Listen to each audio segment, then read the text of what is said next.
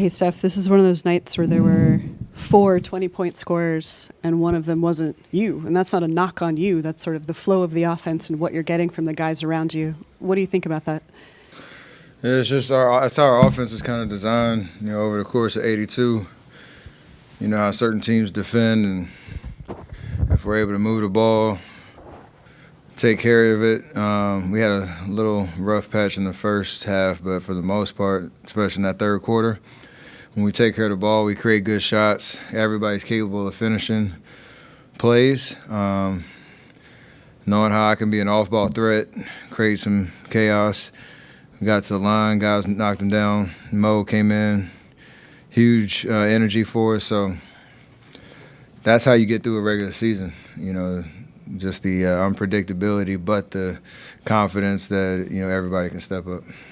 I guess in that vein, I mean, you mentioned it, but it's, a big night from Podziemski, big night from Kuminga and Moody. How important is just like that, younger layer of the roster on certain nights this season, doing what they did tonight? It's huge. Like, it's you got me, Draymond, Jimmy, trying to be the anchors, but when you have J.K. playing the way he has to start the year, BP starting to, figure out his spots and his confidence and keeping, things simple. Now that you got Mo back, you got another guy that can space the floor, knock down shots. Will coming in, changing the game defensively for us, cutting off the ball. Like, everybody has value, and we need everybody to contribute on a night-to-night basis. And if it's not your night, stat-wise, like whether you play 2 minutes, 10 minutes, 20 minutes, whatever it is, come with the right energy because we feed off of that.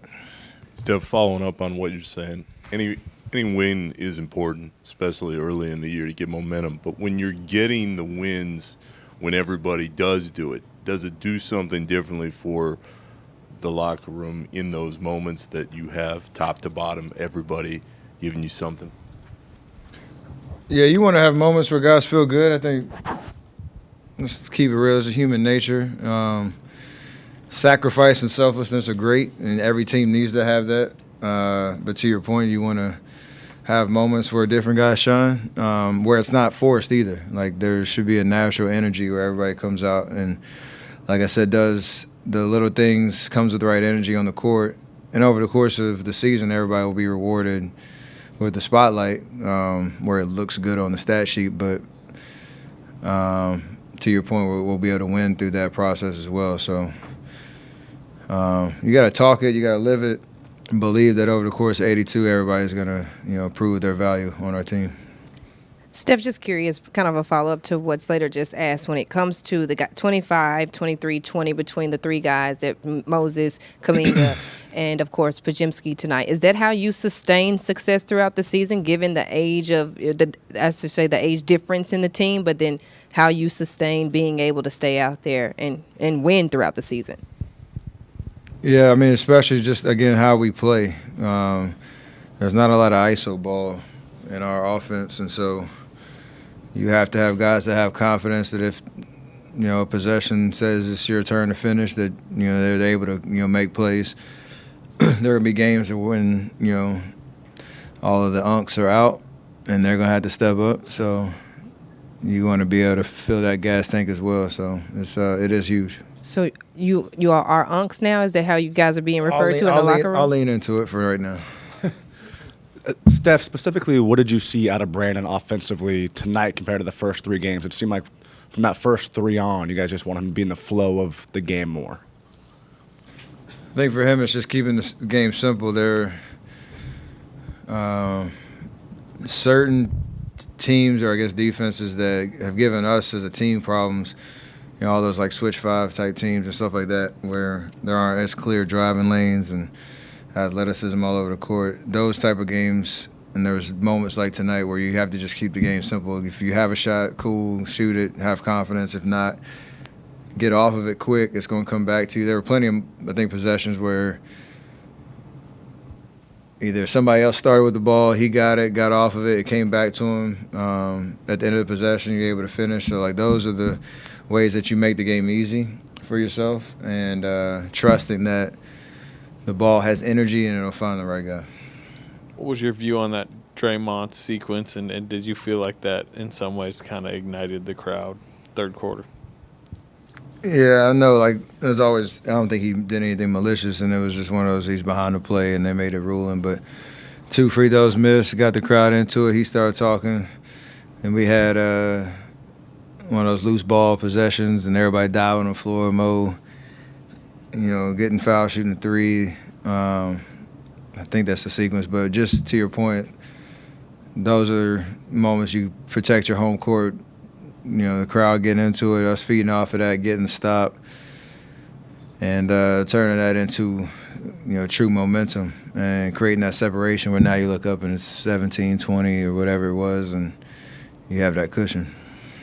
Steph, along those lines, I mean, that during that stretch in the third, Moses had back-to-back threes, and then 2 possessions later, you had that big 3. I mean, that sort of part of that sequence where it just really took off and important stretch for you guys.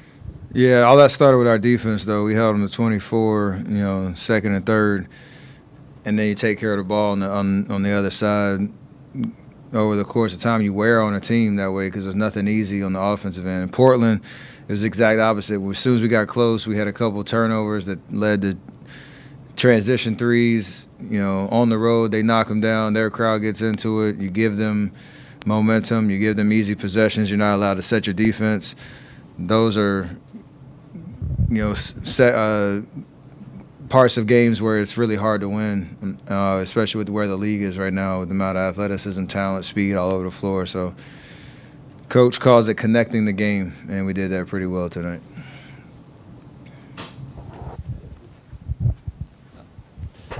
You guys played tonight. You played a couple exotic lineups. I think at least one with Guy at center.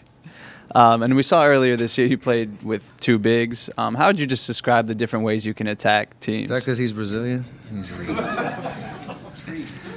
Intriguing lineups, unconventional lineups. What was the question? How would you describe the different ways that you can attack teams, given the lineup breakdowns?